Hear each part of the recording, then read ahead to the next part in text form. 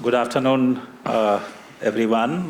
First of all, let me take this opportunity to convey my sincere gratitude to Dr. Haris Alexandru, President of ΕΟΚΑ Liberation Struggle, for inviting me to this very important seminar conference marking the 70th year of since ΕΟΚA struggle.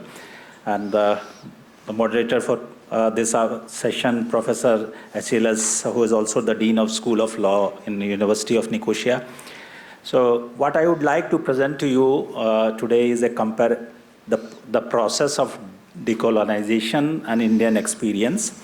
So in the presentation, I will run through various slides which will give you a comprehensive decolonization efforts across legal, economic, and cultural spheres in India, as well as the ongoing process.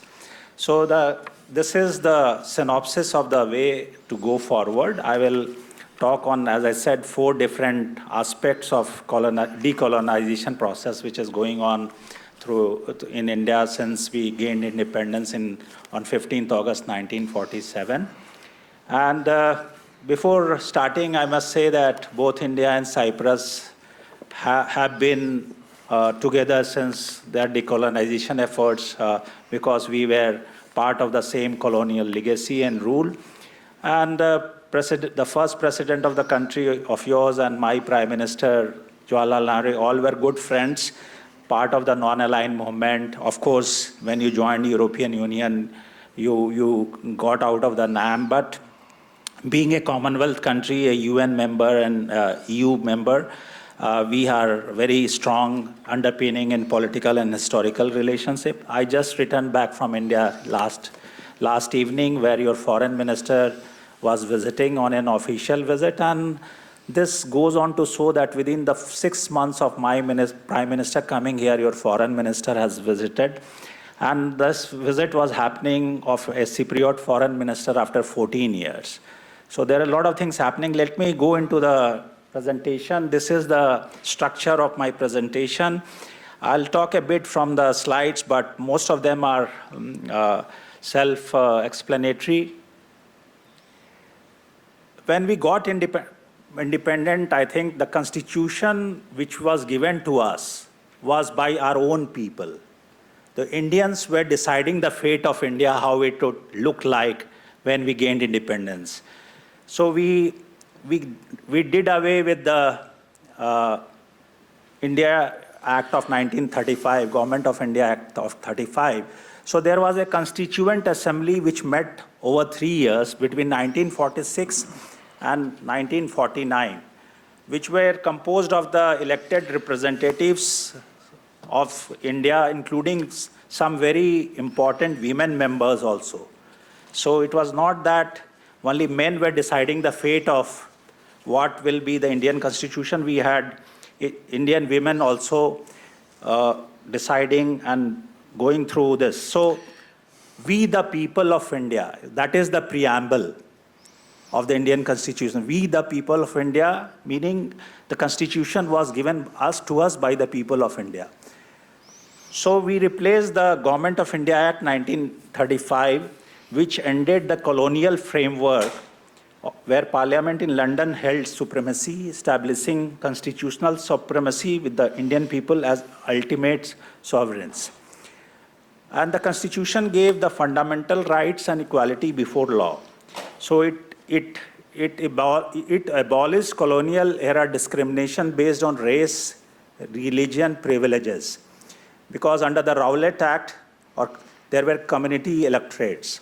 So we demolished all this, guaranteeing equality, liberty, freedom of speech, and outlawing untouchability. One person, one vote. So every Indian citizen got the right to decide on the type of government they want to bring. And we also replaced the monarchy. We became republic. And the president of India is the head of the country, and he or she is elected indirectly by the people. So we adopted the democratic governance and Republican form of governance with a universal adult franchise. empowering every citizen to vote and establishing an elected president instead of a British monarch as the head of state. So the second thing which we did was we abrogated a lot of colonial treaties and paramountcy. So there was a lapse of British paramountcy on 15th August 1947 when we became independent. All treaties between British Crown and the princely states. India had several princely states within the boundaries of British Empire. And once we got independent, all these things were declared void. Princely states were offered few options. Either they merge with us, meaning Union of India, or they merge with divided the Pakistan side, or remain independent. But what happened after that is a history of consolidation. Our first Home Minister, Sardar Vallabhbhai Patel, under his leadership, we integrated all the princely states through the instruments of accession, which they voluntarily signed and joined Indian Union while retaining in certain subjects, but which ultimately was given away also. So their autonomy was also taken, and all became part of the great Union of India. Then there were various merger agreements and republic governance. So we replaced all this by fully integrating all the princely states into the republic's political, legal, and economic system. This is the most significant aspect of our Indian Constitution, the chapter on fundamental rights. And being a law scholar, I also did my Bachelor's of Law from Delhi University. I must say that Indian Constitution is a living document. It is not cast in a stone. It is a very flexible document which is keep adopting with the changes in the time. So we must congratulate the visionary leaders who gave us the best of the Constitution in the world by taking the best practices from US, Ireland, Soviet Union, Canada. So a lot of documents were referred, and being such a huge country, 1.4 billion people, 28 provinces, and 8 federally administered territories. So the fundamental right of is a very important aspect of our Constitution, and it ended all the class privileges and the racial thing by giving every people equality before law. Article 14, irrespective of race, religion, and caste.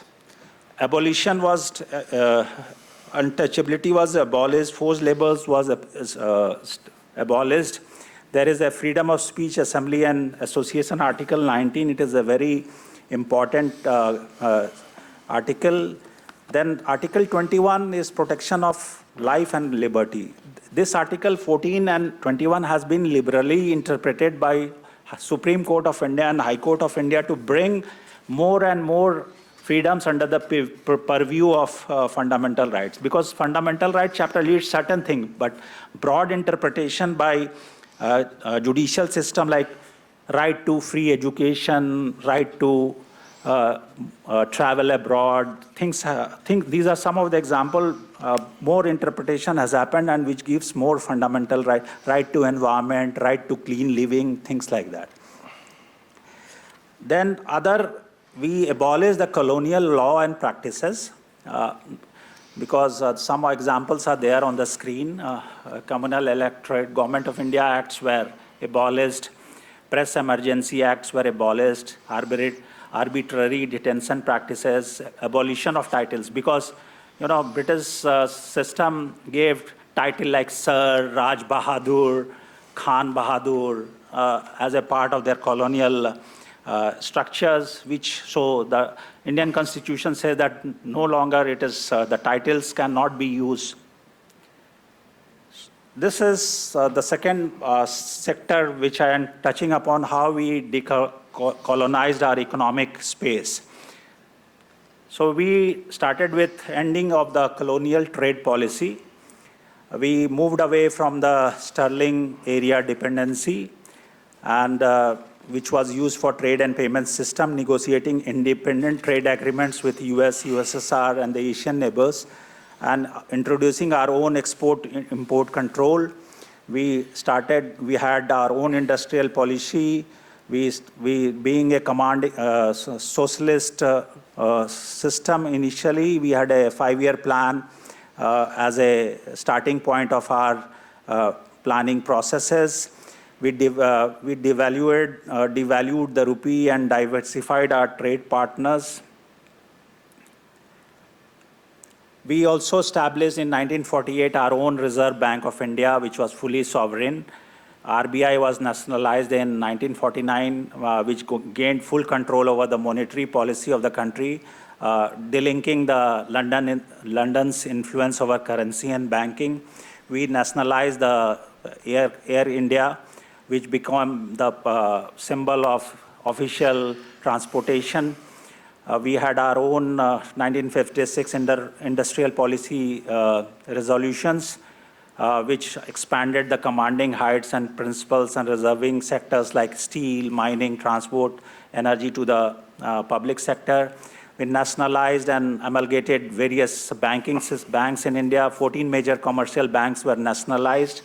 Because when we gained independence on 15th August 1947, after 200 years rule of British Raj, when they came and colonized us, our GDP to the world was 23 or 27%. But when they left India, we had to live and survive on food aids.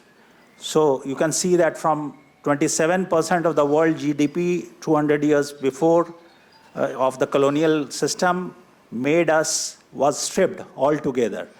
So now we are moving towards, we are the 4th largest economy now, and we hope to be the 3rd largest before the end of this decade. And we have a vision of 100 years. Like when we celebrate 100 years of independence in 2047, our GDP will be 30 trillion US dollars. So we'd be at par with, say, US, China, and India. We would always, so there is a vision now to make us what we call vision of Amrit Kal. Amrit is like a nectar.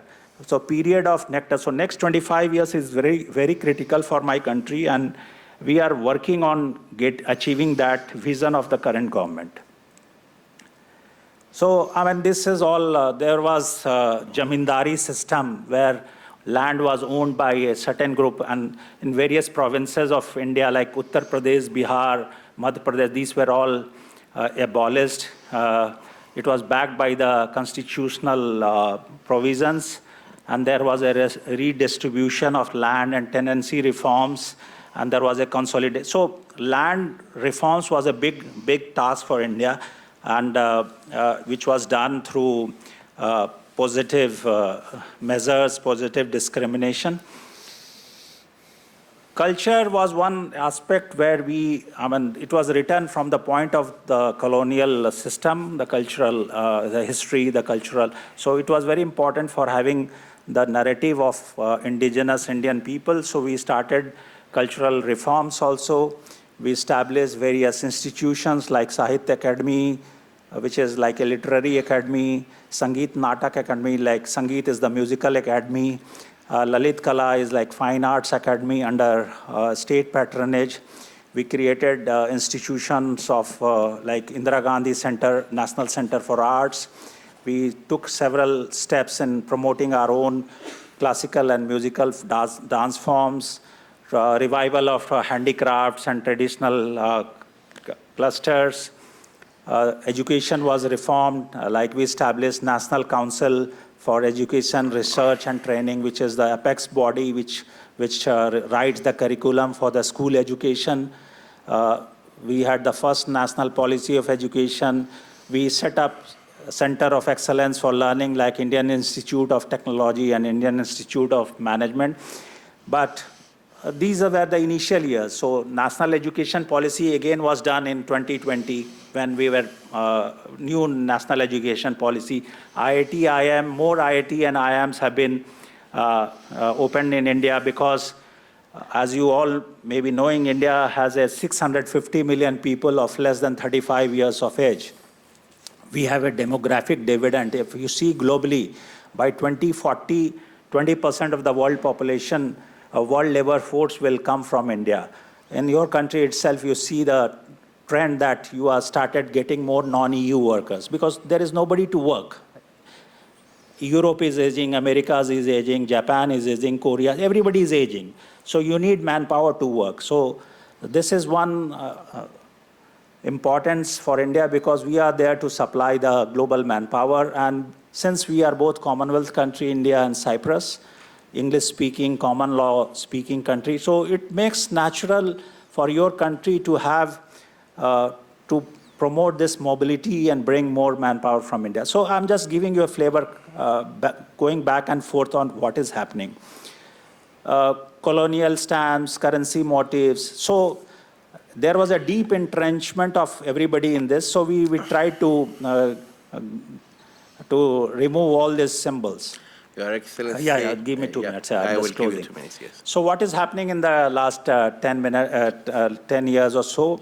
We have reformed the colonial era penal codes.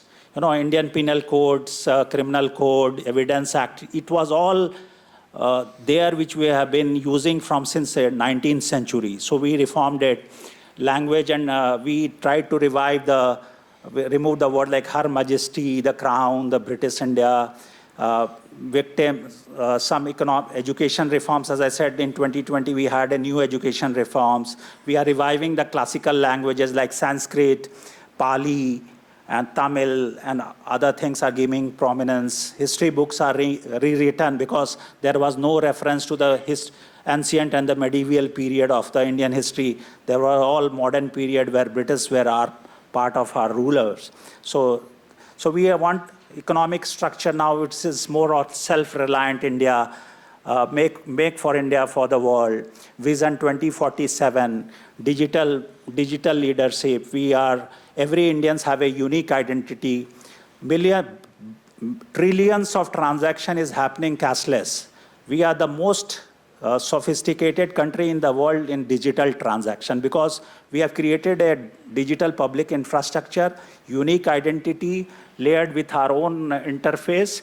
And this is one area we are discussing with your government to see how you can adapt to your own situation for digital partnership.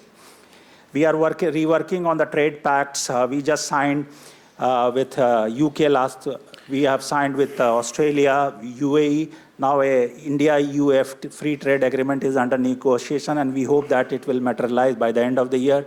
And it will can be implemented when Cyprus takes EU presidency. Similarly, in cultural and civilization also, we are taking big-time reforms. Some of the processes which are going on is listed. I don't want to repeat, but more focus is to unite the country and promote the ancient wisdom of India to the world. Yoga, for example, traditional system of healing, Ayurveda, so scientific thing. So whatever we're trying to do, and best of our thing, we want to share with the global community, global South, because we work on the philosophy, one earth, one planet, and the world is one. We should walk hand in hand and develop hand in hand. That is our ancient wisdom, Vasudhaiva Kutumbakam, and that is how we look into the world. And I'm very happy that India and Cyprus are doing great, and we have a bright future ahead. You have a Vision 2035, we have a Vision 2047, and there is synergy, at least in digital space, in green energy, and fintech, new age technologies, and defense sector, and a few other sectors. And we are working very hard, very closely with your side, and we hope that we can all share our best of practices with the Cypriot side, and so that both our communities and societies can develop together. Thank you very much for your attention. Thank you, Your Excellency.